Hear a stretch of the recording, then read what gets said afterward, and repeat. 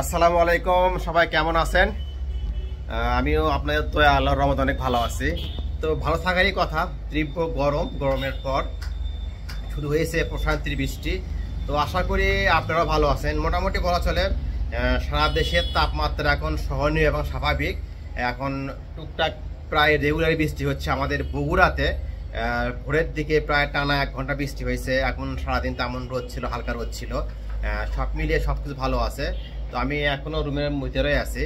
তো খুব শীঘ্রই আপনাদের ঢাকা রংপুর চার্লেন মহাসড়কের নতুন আপডেট পেয়ে যাবেন। তো পেজে মানে চ্যানেলে একটু প্রবলেম, এই জন্য আর কি ফেস দিয়ে ভিডিও করতেছি। তো সবাই একটু সাপোর্ট করবেন, লাইক কমেন্ট করে দেবেন, তাহলে কিন্তু রিচটা ফিরবে। তো রিচ ফেরানোর জন্যই আর কি আমি ফেস ভিডিও দিচ্ছি। তো ইনশাল্লাহ সবাই সাপোর্ট করে দেবেন। আর আমি আগামীকাল ঢাকায় যাচ্ছি, ইনশাল্লাহ ঢাকা থেকে ফিরে হয়তো বা আবার রেগুলার ভিডিও কন্টেন্ট আপলোড করবো। ভালো থাকবেন। আসসালামু আলাইকুম।